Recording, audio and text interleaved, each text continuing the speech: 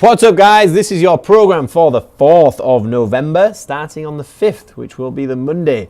And I was on Downtime Podcast yesterday talking about structuring off-season training, and inspired by that, I wrote this up, and it's going to be a testing week. So big capacity building, lots of stuff going on there, speed, power, strength, lots and lots. So it's a mismatch of loads of things just because I was a bit excited, and take it or leave it after day 2. So day 3 and 4 optional, so if possible days, there's essential days 1 and 2. Basically, see how you get on. There's lots of volume. So strength / capacity, this is going to be a starter for day 1.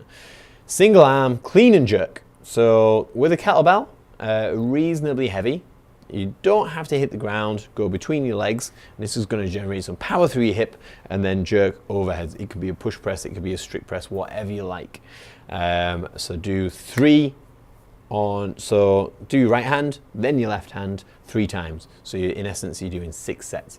So start on your weak hand first, and then match that with your right, and then take a rest. Then speed and power, or speed. 6 times 6 single leg step ups. So it's left leg on a box, drive nice and high, land with your left leg still on the box, and then go again for 6 reps.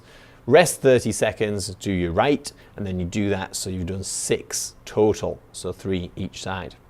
Capacity, 5 to 8 rounds. So this is variable depending on how hard you hit it. You're going to do 500 meter row and 10 burpees over the rower as quickly as you can for 5 to 8 rounds. So if you hit 5 rounds and you feel like you can't do any more, do 1 more. If you hit 7 rounds and you feel like you can't do any more, do 1 more. So the purpose is to push into that uncomfortable zone once you feel like you can't do any more.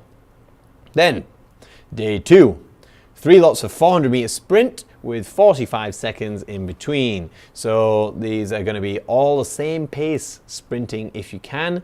If you don't want to run, then feel free to use a rowing machine, elliptical trainer, or assault bike, ski erg, anything like that. That's going to be about 1.5 to 2 minutes. And that will just prime you up nicely for back squats. So you do a bit of mobility after the part A, the warm-up / capacity. Do a bit of mobility and then 5 lots of back squats. Real focus on that pause, that 5-second pause at the bottom. So there's going to be 25 seconds of holding a bar per set. There's 5 lots of 5 back squats with 5-second hold at the bottom. This is going to be really purposeful for you riders to hold that bottom position under control. Then assistance work, 3 lots of 12 to 15 single leg deadlifts, any variety, whether you have a kettlebell in one hand, you have a barbell, you can put some bands on with kettlebells. The video went out a couple of weeks ago about that. A couple of weeks, probably about 6-10 weeks ago. And then an intensity finisher. So this is 2 parts. It's 7 to 12 thrusters on the minute every minute. So a testing weight on your capacity, not strength. So choose a weight that's going to be good. The lighter the weight, the higher the reps. So keep going on that until you feel like you can't do any more, and then immediately, so that might be like 6 minutes. If you hit 6 minutes, then hit 5 burpees super fast in the remainder of that time. Stand up, take a breath, rest for 1 whole minute. Then you're going to get on an assault bike or an equivalent intensity type movement, and then do 12 calories as hard as you can on the minute every minute until you can't go any further. So this is priming you to be under fatigue and then hitting that intensity on a lower skill movement. Hopefully that made sense. If it didn't, then send us over an email or a message. Just say, Johnny, you idiot, I don't understand what you're talking about. Could you please explain it? That's likely to happen with a few people. Don't worry about it. Day 3, power and speed. 10 lots of 2 deadlifts with bands. So this should be about 50 or 60% of your 3 rep max, so reasonably light, but nice and fast. Resting a minute and a half in between each set. The bands should make up about half of the weight, total weight. Then the workout is 30, 25, 20, 15, 10, 5 kettlebell swings, and between each set, a 30 to 60 second hold on a pull-up bar. So real grip strength, good all-round strength building. Assistance, 3 times 50 banded good mornings. So good morning is just the hinge position, so like a deadlift, but without the weight out the front. The weight's going to be on your back. And the weight is going to be a band. So it's heavier at the top, lighter at the bottom, and you're going to drive, and it's going to pump up your glutes and hamstrings very well. Then, day 4. If you've got anything left in the tank, then give this a go. Upper body superset, so 3 lots of 12 to 15 single arm dumbbell rows and single arm bench press. Rest as needed in between, go reasonably heavy, see how you feel on the shoulders. If it's a bit funky, then go light, and just use it as a movement day. And then capacity, 30 to 40 minutes steady.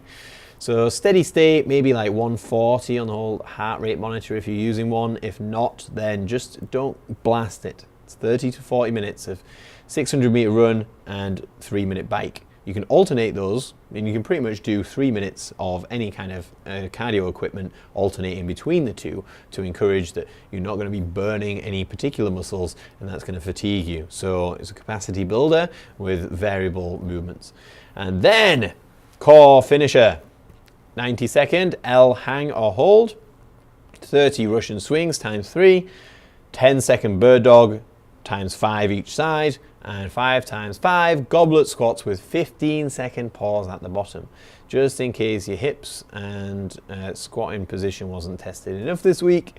Give that a go. Go super light. Even do an air squat, I don't mind. It doesn't have to be heavy. This isn't the purpose of today's lower body focus. And that's that for this week.